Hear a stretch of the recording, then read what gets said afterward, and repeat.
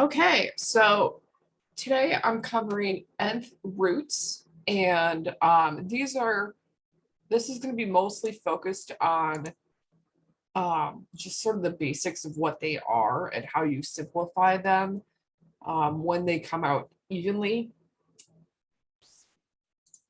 If you have to go on a college algebra, you're going to have to see these in more detail. You're going to, do a lot more with them. So this is more of an introduction to what they are for those that need to go into college algebra. So you at least have a heads up of what you're going to be doing once you're going in there. What we're doing today, you're not going to need to do on the assignments or quizzes. So it's more of just this is informational. So you have some background if you have to go forward. So I wanted to start by talking about the radical symbol, or what you see that as the square root symbol, because that's used for square roots, but it's actually called a radical because it's used for things other than square roots. We just kind of add like a number to it. So it's called a radical, and anything that's like, we call them simplifying radicals, working with radicals, you'll see that instead of working with like square roots or cubed roots. So anything that is underneath that top line is inside or under the radical and part of that radical symbol. So if you have things that are outside, not under that line, then they're no longer part of the radical. And that's an important distinction, because that how far the line goes is very important. So if I had the square root of 2 and then plus 5, that is different from the square root of 2 plus 5 when they're both inside. So those are two different things. So you have to pay attention to where the symbol stops, because that indicates whether it's in or outside of the radical. So we're focusing on nth roots today. And so these are things that are more than just square roots. We have cubed roots, we have fourth roots. You can go up to any number of root that you want. And we indicate that it's something other than a square root by having a number kind of between the, Google thinks I'm talking to it, a number between the little v. So it's kind of right above the v. When I write this by hand, I usually write it like that for the cubed root. Oh, Google. So we're going to be talking about more than just square roots, but we are going to be working with square roots as well. So you have an idea of all the different types of roots that you see, the different types of radicals. So we'll start with the definition of a square root, and then we'll extend that to other types of roots. So if you have a number, it's a square root of another number if you square it and get that other number. So what this is saying is that like 4 is a square root of a, and that would be a square root of, no, 2 is a square root of 4. Let's say this in the right order. So 2 is a square root of 4 because 2 squared is equal to 4. So doing the square root is kind of, you're asking yourself what squared equals that number, and then that's your answer. So another example would be 3 squared is 9. So the square root of 9 is 3, because if you're taking the square root of 9, you're asking, okay, what squared gives me 9? The answer is 3. You can also have negative numbers as an answer to a square root, because if you square a negative, like if you square negative 3, that also gives you a positive 9. So the square root of 9 also is negative 3. There's 2 possible answers there. But we generally assume that we always want the positive version unless we're solving when we're using variables. And that's something that you'll see in college algebra. You're not going to see that in this class. So as far as what this course is concerned about, we're always going to assume that we want the positive answer of a square root, even though there is a negative that's possible as well. In your calculator, when you put this in your calculator, only gives you the positive answer. So that's going to be easy for you guys because that's what we want. So beyond square roots, there are other types of roots. And so these are called nth roots, and these are reversing other types of exponents. So an example would be 8. So 8 is a cube root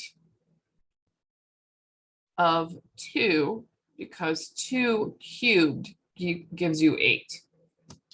So if you have a cube root, or there'd be a 3 basically for your root, you're looking for what to the 3rd power gives me this number. And the symbol for that, I wrote it before, we have a 3 up there to indicate that we have a cubed root, or we want it to be, we're looking at powers of 3. So the cubed root of 8 would give us 2, because 2 cubed gives us 8.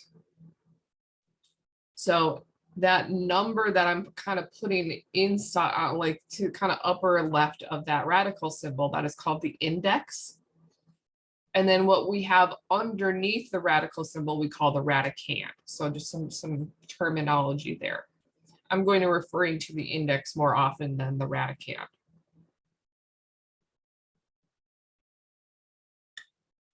So this is just kind of reiterating things that I've already said. So we have the regular radical symbol meaning a square root, but you can also put a 2 up there to indicate that you mean a square root. We just don't normally write that. If it's a 3, we call it the cubed root. So that's undoing your exponents of 3. And unlike square roots, when you do cubed roots, you don't have 2 possible answers. But you can get a negative answer out only if you have a negative inside the radical symbol in the radicand. And there are things like 4th roots, 5th roots, just any number there that we can have.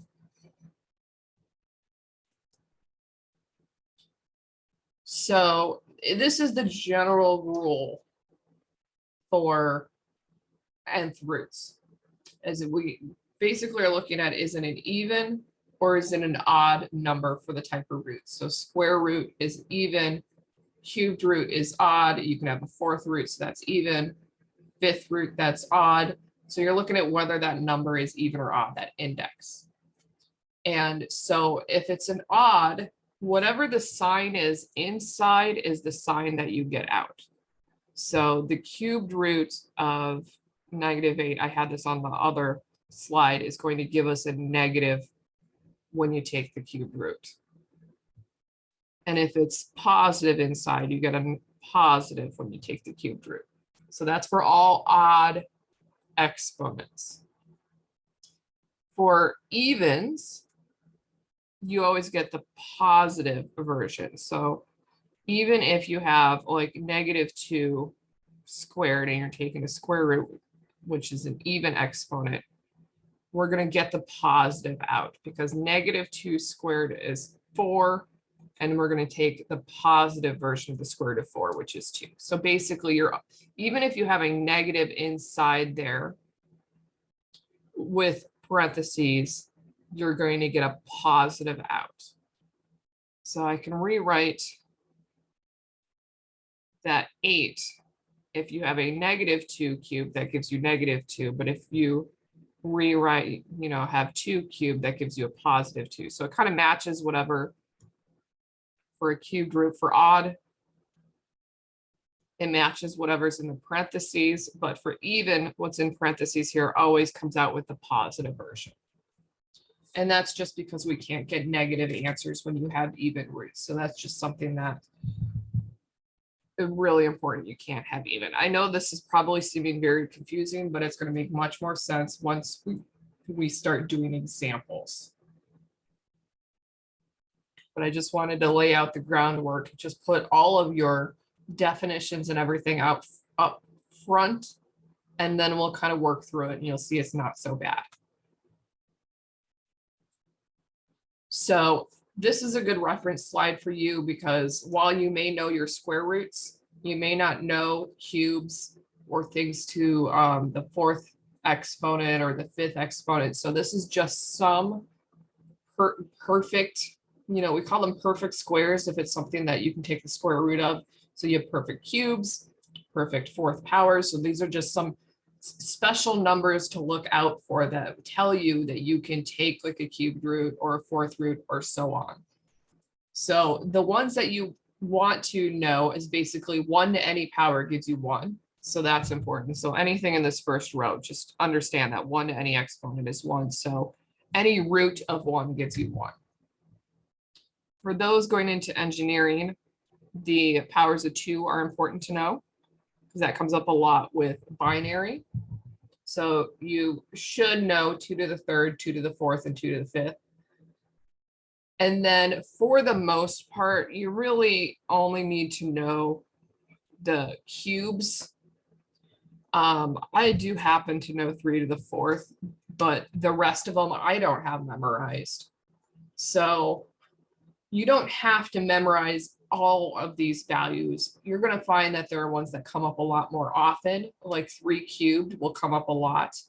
4 cubed comes up somewhat. 5 cubed comes up more often than 4 cubed. So you're more likely to know 5 cubed than 4 cubed, but it's good to at least have a table of these values. And you'll see that you'll start to kind of memorize these values and recognize that these are numbers you can take the root of when you're working with these things. So just before we start getting to examples, we're also going to be doing stuff with variables where you can take a root of a variable. And again, this is not going to be on your quizzes. This is just, I know that we have a lot of people that are taking this course that have to take college algebra.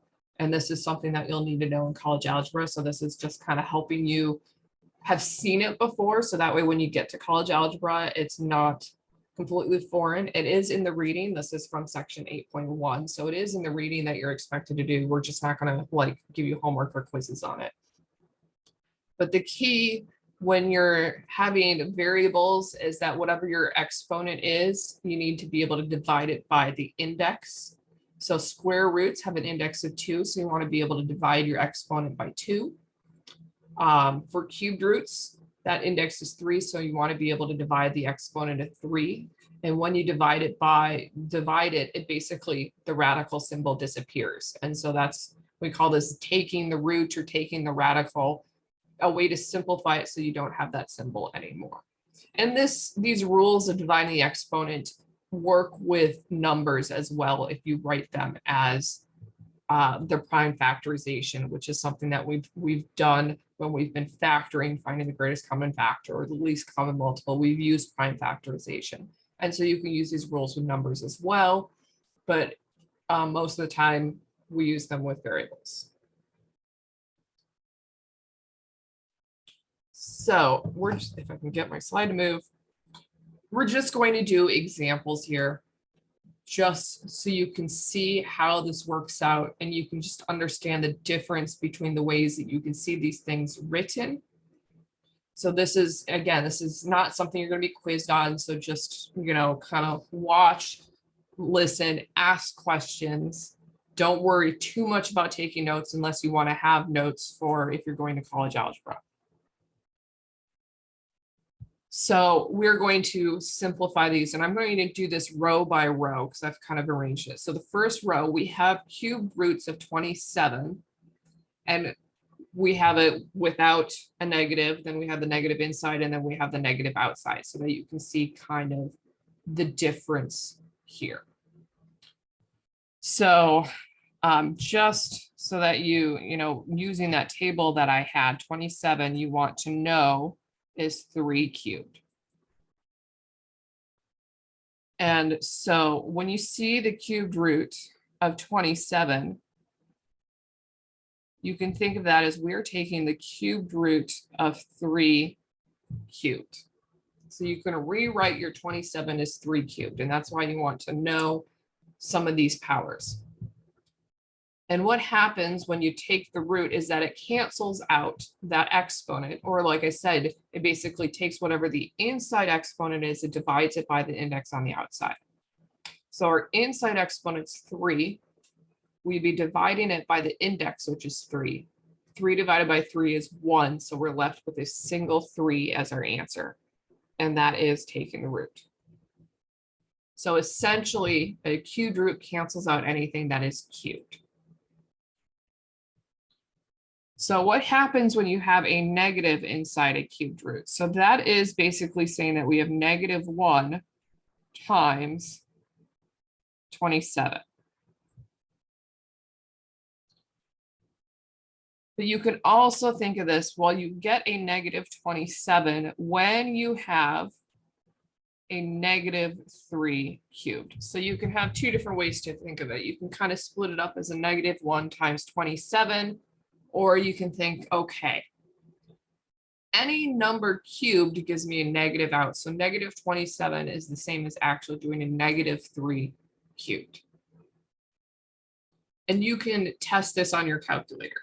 So you can do with parentheses, if you have your parentheses in the right spot, you can do parentheses, negative 3 to the third power, you'll get negative 27. So what the key that you want to notice here is that if you've got an odd index, which is 3, it's odd, and you have a negative inside there, whatever that number is, like 27, whenever you write it as an exponent, put the negative with it in parentheses. That's sort of the key that you want to do here. So if you've got that negative on the inside of an odd root, it's going to be inside the parentheses when you cubed it. It's going to indicate that something was, the odd thing was whatever the odd index is. That negative was the number there. So what happens is, well, that cubed root and the 3 cancel, and you're left with negative 3. Because that's the whole thing here, is that this cube root cancels out anything that has an exponent of 3. And so you are left with negative 3 out, because that's kind of what's underneath the exponent.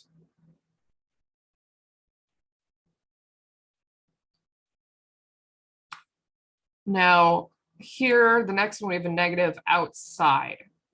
So when you have a negative outside, that has nothing to do with the inside. So we have a negative, and then we've got our cubed root of 3 cubed, because, and I don't even really need parentheses there, 27 is 3 cubed. So that negative is outside the radical. So that radical, the cube root of 3 cubed, that cancels out the exponent, and you're left with 3. But because the negative is on the outside, that gives us a negative 3. So there's a key difference here, how you show your work, and then also the answer. So the cubed root of 27 gave us a positive. If you put a negative in front of the cubed root of 27, you get a negative.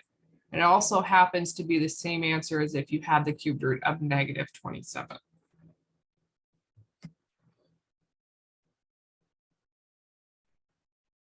So next row, we've got 4th roots here and 64.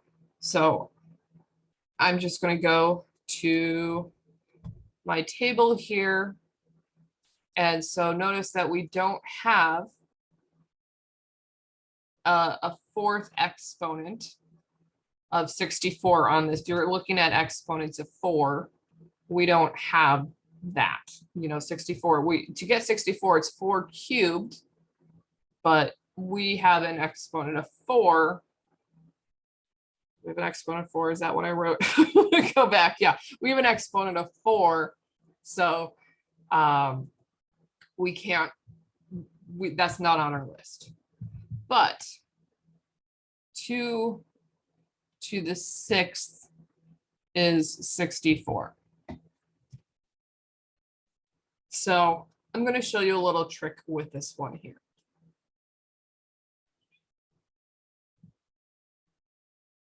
Again, this is just something that you're going to have to know when you go into college algebra. So 64, 4 cubed, we want to have an exponent of 4. It doesn't quite match, but it's okay to have something with an exponent that's higher.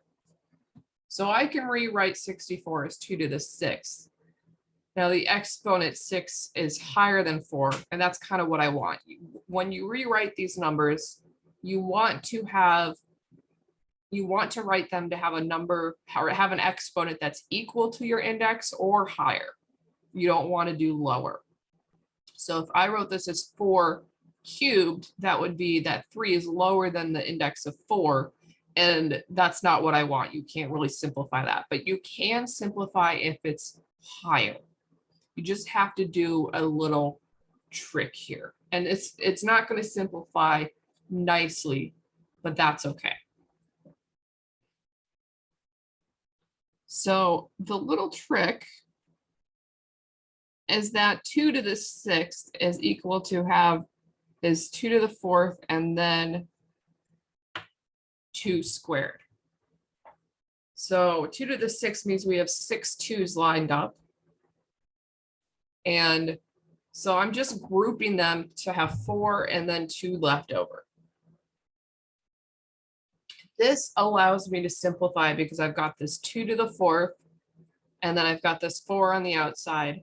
So I can simplify the 2 to the 4th and basically take that 2 outside of the radical.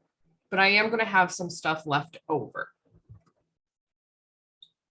So what this will happen is that 2 to the 4th, I can take the radical, that becomes a 2 because the 4 divided by 4 is 1. So that just cancels out. But I still have a 4th root with 2 squared inside of there. And I can't simplify that because 2 divided by 4 would be 1/2. And so I can't, if I tried to take it out of the radical, I get a decimal as an exponent. We don't do that. We don't do fractional exponents. So you would just kind of leave it like that, or you would rewrite that as 4 squared would be just 4 out here. So sort of what I just did here, you're going to be doing with square roots, not really 4th roots. So this is just kind of showing, I believe I have a video on how to do this with square roots. I'm just kind of showing you how you do it with 4th roots.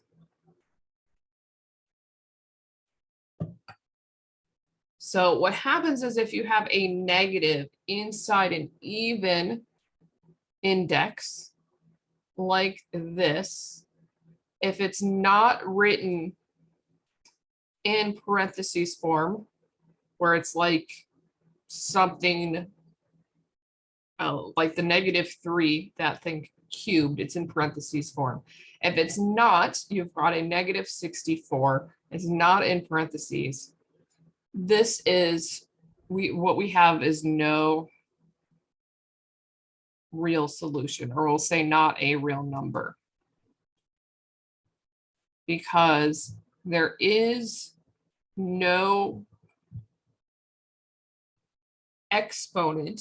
There is no number that if you did to the 4th power can get you a negative out, because even exponents, if you square negatives, or even if you have a 4th to a negative, it always comes out positive because they cancel out.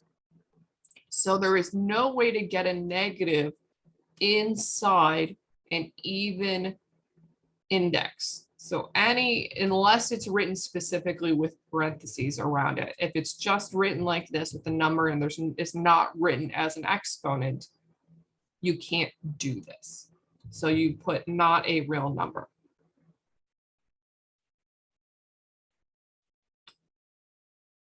Now the next one, when the negative's outside, that's okay. So just like with the cubed roots, this just means the same thing as what we got when it was positive. We just now have a negative in front. So it's like your answer, the first answer in this row, but now I have a negative. So it's basically the same thing, you just have a negative in front.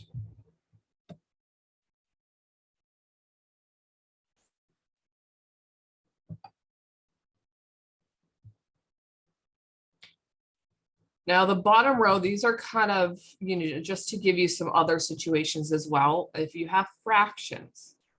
So if you have something that's a fraction, you have to kind of get creative. So 1/32, I can rewrite, this is the index of 5, that is equal to 1 to the 5th, because 1 to any power is 1, so I can just write that as 1 to the 5th. And 32 is 2 to the 5th.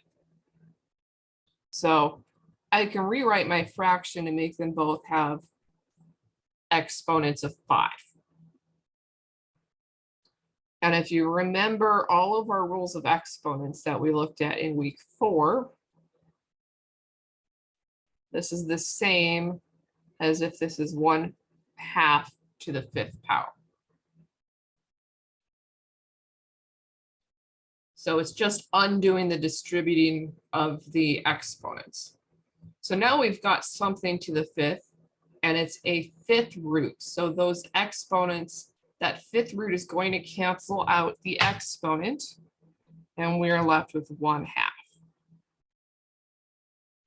So you can do radicals with fractions inside them. You just have to think about how you're rewriting it. Your goal is trying to get, if it's a 5th root, you want to write it so that the exponents are 5. When I had the 4th root, I wanted to rewrite it so I had something with the exponent of 4. The cubed root, you want to rewrite it so it's an exponent of 3. So you're trying to find ways to rewrite this, and you're kind of going back to week 4 where we were learning our rules of exponents, because you have to kind of undo the stuff that we did then, kind of work backwards so that you can create exponents and write it in such a way that it simplifies. Now we have in the middle negative cubed root of 1, or the not cubed root, 6th root of 1. So if we go back to that table that I had here, any exponent on 1 just gives you 1. So this means 1 to the 6th is also equal to 1. So I can rewrite this as 1 to the 6th. So that index is 6. My exponent on the 1 is 6. Those cancel out. And then I have that negative in front. So that's going to give me a -1, because the radical with the index is 6, the exponent is 6, that would have given me 1. But that negative in front gives me a -1.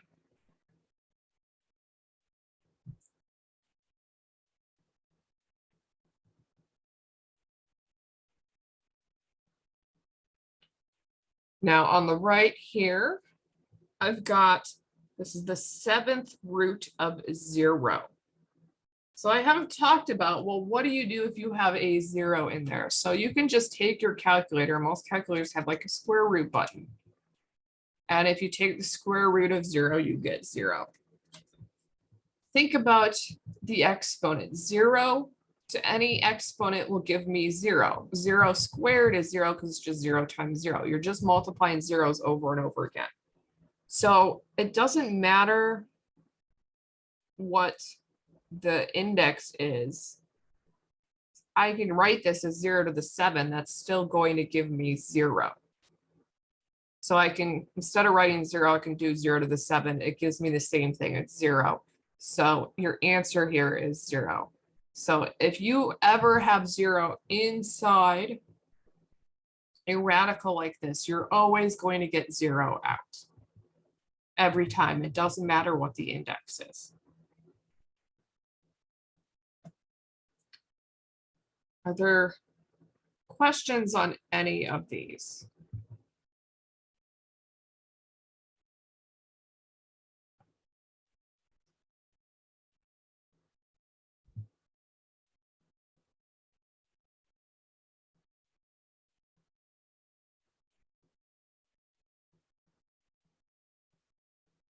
Again, this is just kind of introducing this to you. Just kind of absorb it, and then you'll go into more detail in college algebra.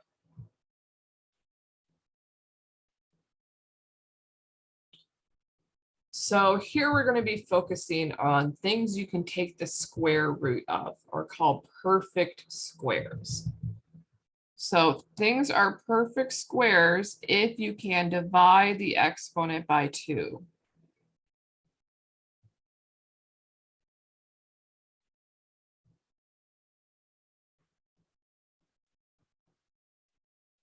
Because we're undoing, the square root is undoing something that is squared.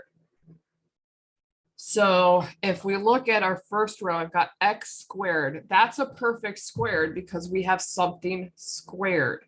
A perfect square is something that is squared. So anything that has an exponent of 2 is a perfect square. Now, the next one we have a cubed. So 3 does not divide by 2. So it is not a perfect square. So I'm just going to put a dash on. It's not a perfect square. Y to the 4th. That 4, you can divide that exponent by 2. So y to the 4th, if I divide it by 2, I get y squared. What this means is I can write it as something squared by basically putting the square on the outside and then the result kind of on the inside. So this goes back to our rules of exponents in week 4. If you had an exponent on top of an exponent, you multiply. So 2 times 2 gives us 4. So these are the same thing. And you can see now we have something squared, and that makes it a perfect square.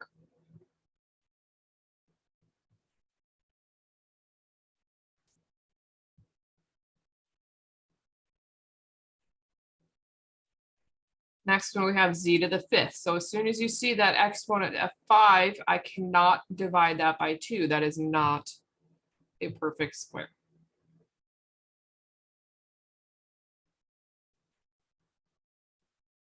When we have ab to the 6th, that is a perfect square. I can divide 6 by 2. So how we would rewrite this to make it a perfect square is 6 divided by 2 is 3. So this would be the same thing as saying ab cubed, and then you're squaring that.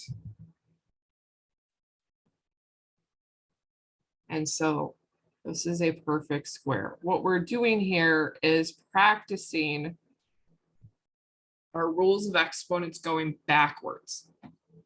We were simplifying in week 4 by taking things that had multiple exponents on them and combining them so that I had one exponent. So when you're dealing with radicals, you're doing the opposite.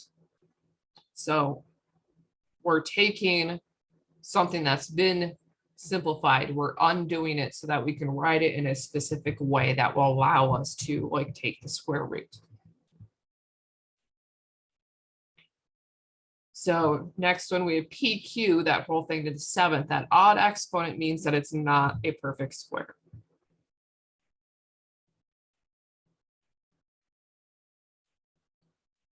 Then we have W to the 8th, X to the 8th.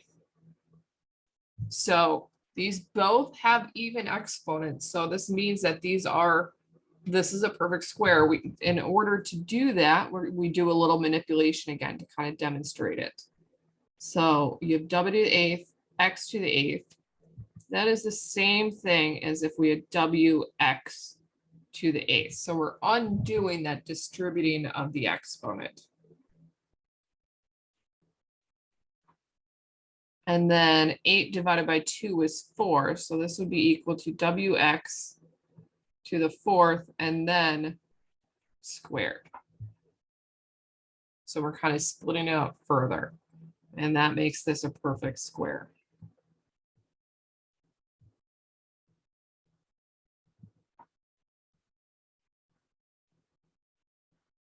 C to the 9th, D to the 9th, those are odd exponents. They don't divide by 2. So not perfect squares. And then M to the 10. So 10 divided by 2 is 5. This is a perfect square. So M to the 10 can be written as M to the 5th and then squared. And that makes it a perfect square because we can write it as something squared.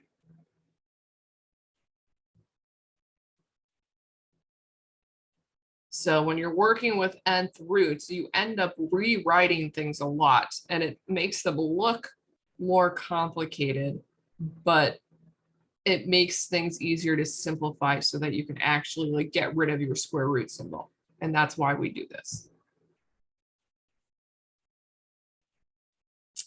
Any questions?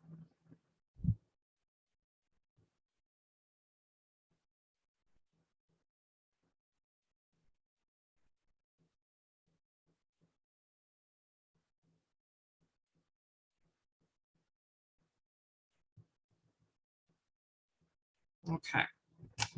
So now we're going to kind of practice that skill with perfect cubes. So your goal when you have a perfect cube is that the exponent can be divided by 3.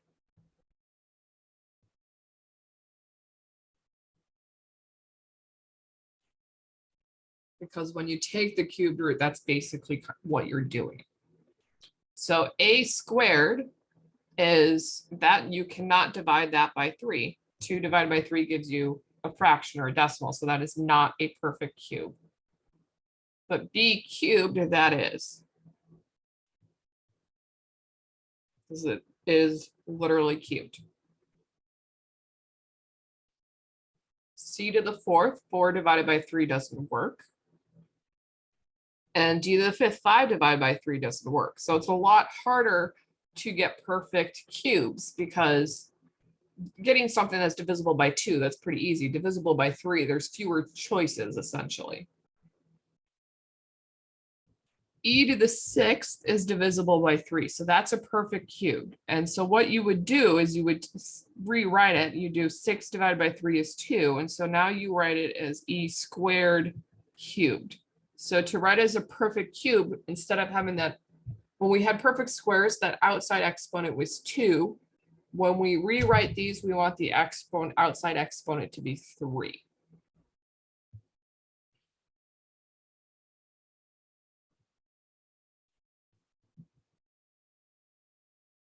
So then you look, okay, where else do we have exponents that we can divide by 3? So xy to the 7th, 7 does not divide by 3. wz to the 8, 8 doesn't divide by 3. Now we have pq to the 9. 9 can be divided by 3. So that's another perfect cube here.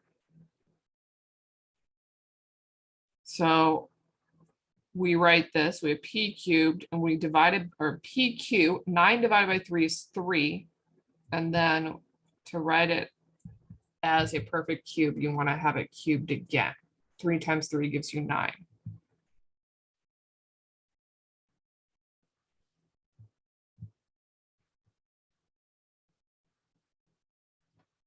The next one, exponents of 10. 10 does not divide by 3. Then the next one, exponents of 11. 11 does not divide by 3. So you see where you're just looking at those exponents. Can I divide them by, if it's a perfect square, you want to be able to divide it by 2. If it's a perfect cube, divide it by 3. And if you can't, well, then it's not. So u to the 12th, v to the 12th, that's a perfect cube. So this would be as if we first undid the distributing of the exponents. So that would be uv to the 12th. And then to write it as something cubed, 12 divided by 3 is 4.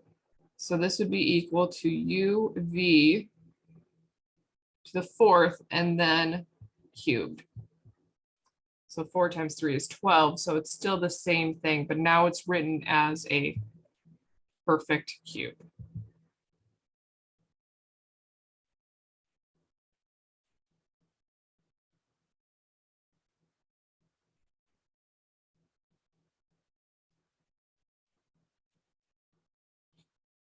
And so now we're going to kind of practice what we just did, where we're writing these as perfect cubes. We're going to practice that to simplify these. So we've got some square roots here, and we've got some cube roots. I don't have anything higher than those, so we're just looking at square roots and cube roots.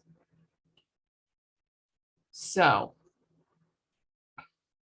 we've got the square root of 4 squared. The square root automatically cancels out the square on the inside, and so this just gives us 4. So that's nice and easy. When you have the cubed root of 7 cubed, the cubed root cancels out a cube, and you're just left with 7. So that's another one where it's just that you just cancels out that exponent. Nice and easy.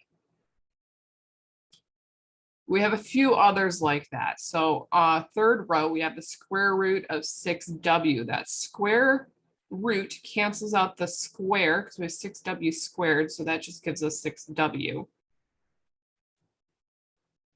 And then the last one in this row is another one where they just directly cancel out.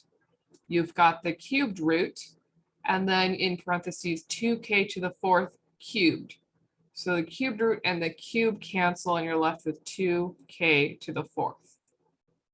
So if it's already written with an exponent that matches your index, it's really easy to cancel out.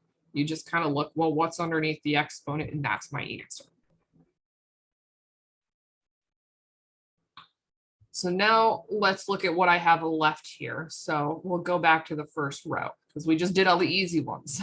So first row, we've got remaining the square root of z to the 20. So we want to write z to the 20 as a perfect square. And this is still inside the square root. So the exponent is 20.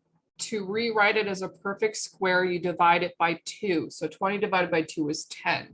So this is equal to z to the 10 squared. So now we have a square root of something squared. So that cancels out. You're left with z to the 10th. And that's your answer. So that's why we want to write these as perfect squares. Is so you can see that the square root is canceling out the squared exponent, and you're left with what's left in those parentheses.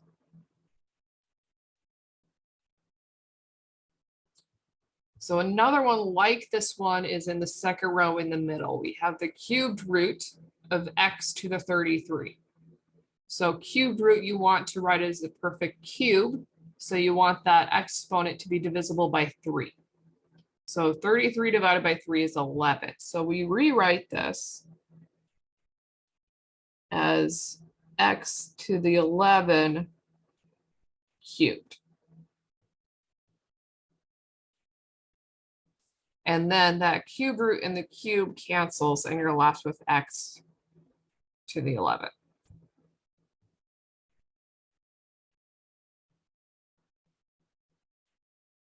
So those are the next easy ones. So the easy ones are the ones where they're already written with the exponent. You can directly cancel it. The next step up would be ones where you can write it as like a perfect square or perfect cube in like one step, and then you can cancel. Step 3 from here, where now you've got a couple extra steps, are where you're going to have to do a couple things. So we've got this t to the 50th, s to the 60th in the square root on that second row. That's the next step up as far as like difficulty here. So when this is a square root, so we want to write it as your exponents divided by 2. And these don't match. So this is, it seems to be a little trickier, but that's okay. So if I divide the exponent on t, 50 divided by 2 is 25. So that's going to be 2 to the 25. And then on the s, 60 divided by 2 is 30. So that's going to be s to the 30. And then that's going to be squared. So I've written this as a perfect square, but our exponents on the inside don't match, but that's okay. I just have to be able to divide both of them by 2 so I can write it as something squared. So now I've got the square root of something squared. So those cancel out, and we're left with t to the 25, s to the 30. So you can see why I was saying that it just divides that exponent by 2 if it's a square root. Or if it's a cubed root, it divides your exponent by 3 to basically simplify it.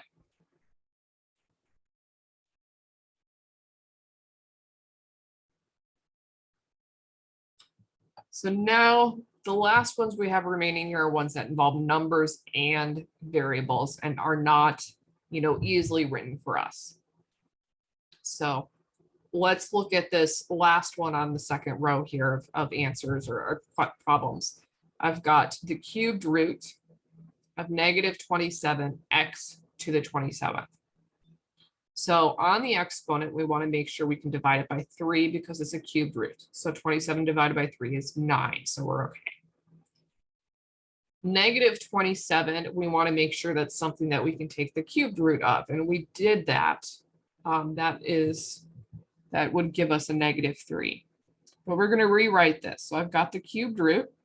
-27 is -3 cubed. And then x to the 27th is x to the 9 cubed.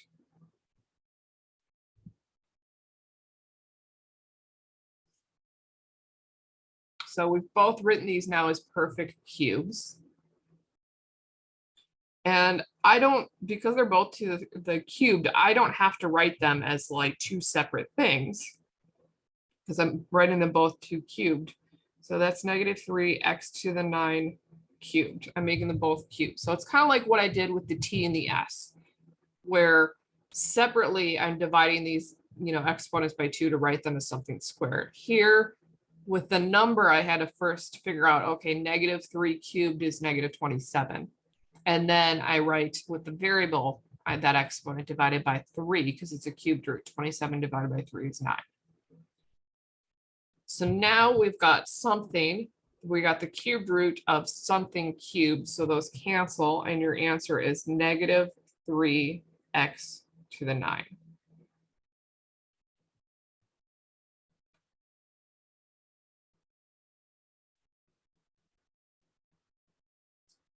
We're going to do something similar with the next row. We've got this negative cubed root or negative square root of 36w squared. So 36 is 6 squared. So we can rewrite this as 6w squared because 6 squared is 36. And then of course, w squared. So now we've got a square root that's canceling out a square. And we've got that negative in front, which makes our answer negative. So this gives us a -6w.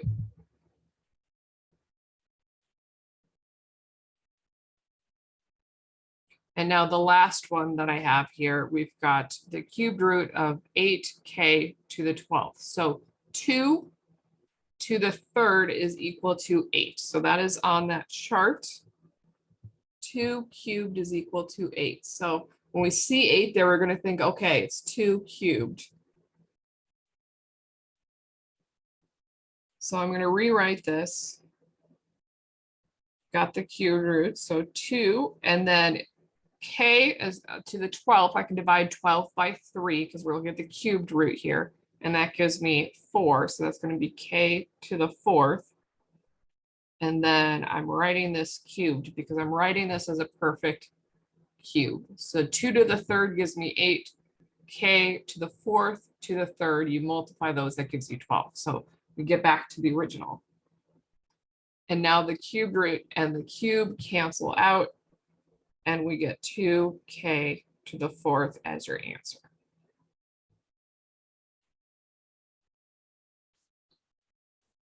So this is, this is going to seem very confusing at first. And this is why I'm kind of giving you a preview now. So that way, when you go to college algebra, when you see it again, you've got sort of some background because it's kind of hard to, it's one of the harder things to learn about algebra.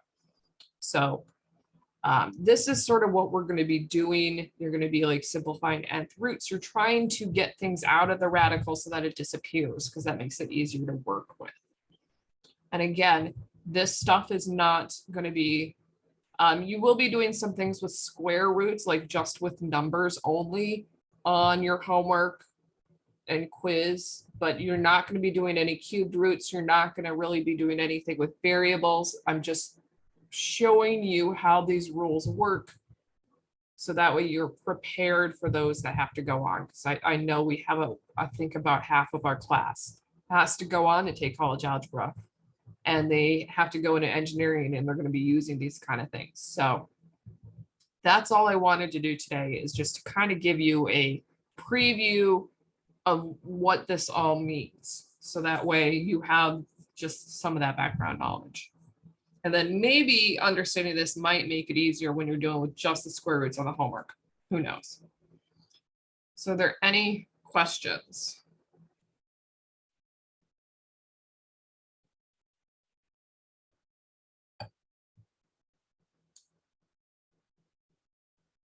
Okay.